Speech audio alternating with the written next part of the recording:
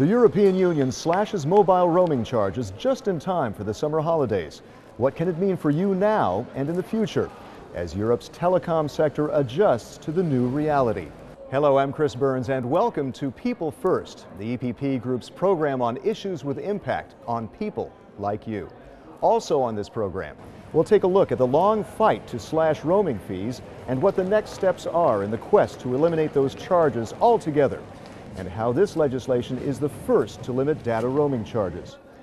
Joining us to discuss the issue and to answer your questions is Angelika Niebler of the EPP Group.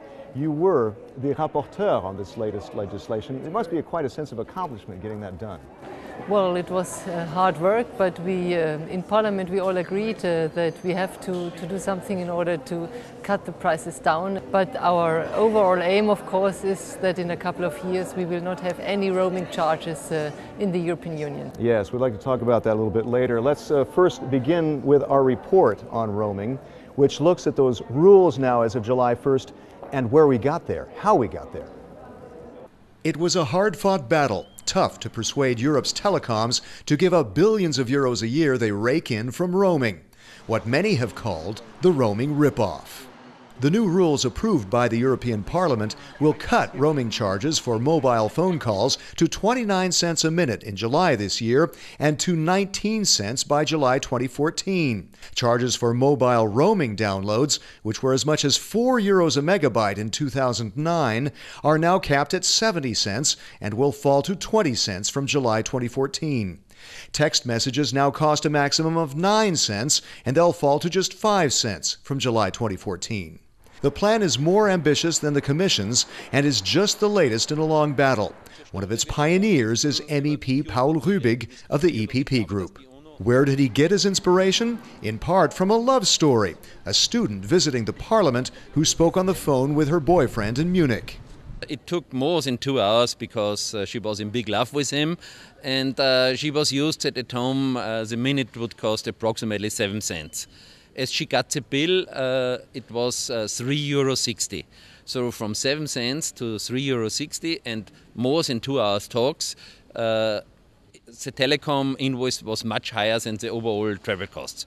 So she blamed Europe for not being able to have an internal market. That got Mr. Rübig talking with the European Commission, and the first regulation cutting roaming rates came into effect in 2007, the first with a sunset clause. The regulation was exactly for 3 years to keep it dynamic, because after 3 years we thought that all problems are solved, but we learned that it didn't happen. So we got a roaming 2 directive, now a roaming 3 directive, and I think we will also have a roaming 4 directive. Hopefully not, but we will see. Though telecoms were reportedly dragged into the new system kicking and screaming, Mr. Rübig insists the legislation is not anti-business. The aim is not only consumer justice, but to stimulate competition and, with lower prices, greater consumption. A bigger pie for the industry to split. ICT is information and communication technology is very important for growth in Europe. So to free the incumbents and to give to new entrants a chance to grow, and for the investors to look for the company who is the best in the market and put the money there where the people love to make their phone calls and their downloads, that is the real issue of internal market. And that fight is not over yet, right, Frau Niebler? There's really the goal is to cut it all the way back, these roaming charges. When is that going to happen? Well, you're perfectly right. I think we are all happy about the success which we had with roaming 1 and roaming 2, and we are now really looking forward, in particular with regard to data roaming, to cut the prices down.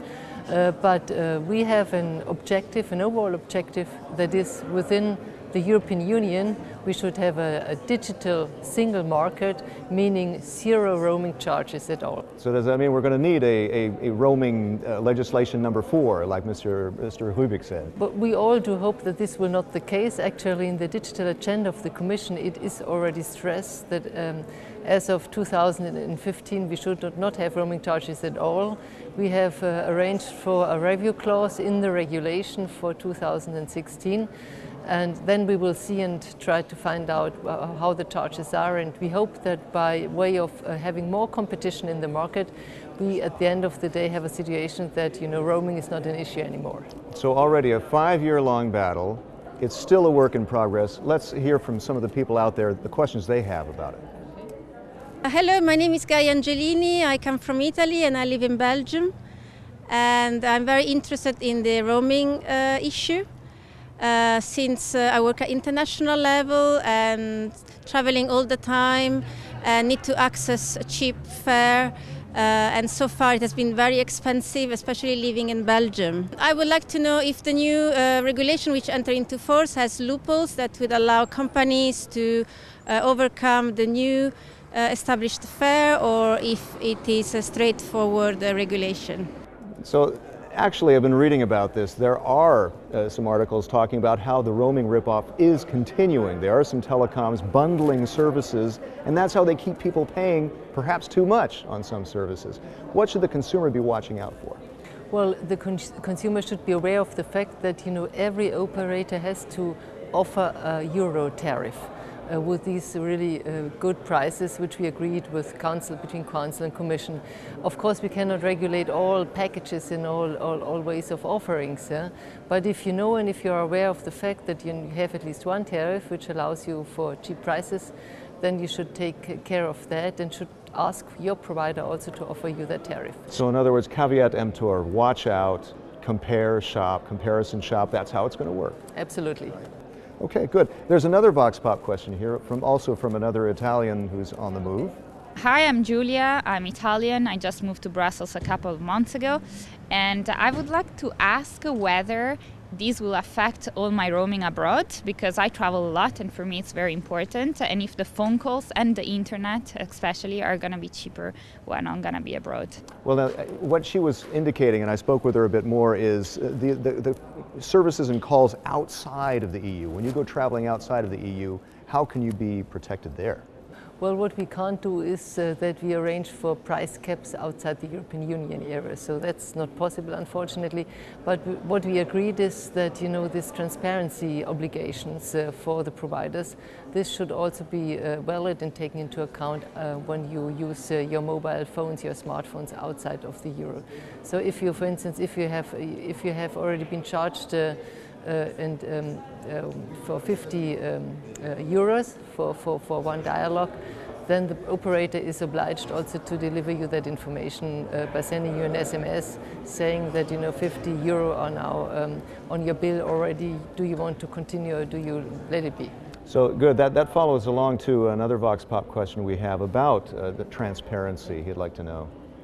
Bonjour, je m'appelle Antonio da Silva, je suis belge. Et ma question est-elle, est-il possible que tous les opérateurs affichent le crédit pendant qu'on appelle sur l'écran du téléphone? So there's another consumer wondering about how he can really know what his telephone bill is going to look like and how much he can see on his phone. Well, again, we tried the utmost. On the one hand, we want to regulate what we can regulate in order to have a good bargaining also for the consumer, which is in our EPP's interest. But on the other hand, you cannot regulate everything. Yeah? And for that, I think if you get the bill, if you watch out a little bit, and if you are aware of the fact that your operator has to provide you good prices on the one hand side, and that as of July 2014 we will have much more competition, because you can then also go for booking only your roaming tariff separately from your traditional domestic tariffs. I think this is a good way to proceed, and this was in particular EPP's position, that we get more competition in the market, that this will also be the trigger for really cutting down the prices. So looking forward, how do you see this developing? Where do we go with this, with roaming now?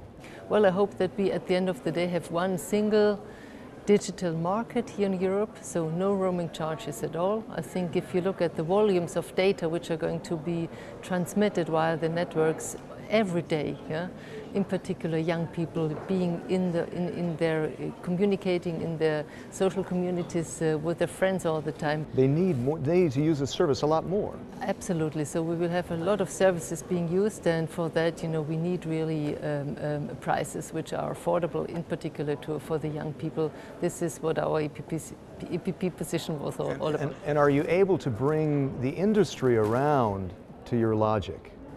Well, it was not easy with industry because, of course, they think price regulation, this is something which they do not accept. It's intervening in the market. Right. But our group's position is, okay, well, let the market decide. But if you find out that the market is not properly working, It's kind of stuck. exactly. If you have a market distortion, I think it's the obligation of the politicians to react if it's in the favor and to the benefit of our people at home. And there's one interesting figure to close with that kind of follows along about this, growing market, is that mobile data services in Europe are expected to increase 12% this year alone to 7 billion euros. That's one example of the pie getting bigger, isn't it? Absolutely, the pie is getting bigger, so I'm 100% convinced that for the operators it still will be a good business. But on the other hand, let's also look and see the perspective of our young people, and if we can support them by using the new technology, I think this is really what we have to head for. Angelika Niebler, thank you very much for joining us and answering all those questions. My pleasure. Thanks a lot. That's it for now on People First. Find out more about the activities of the largest political force in Parliament by checking eppgroup.eu. Until next time, thanks for watching and have a great roaming summer.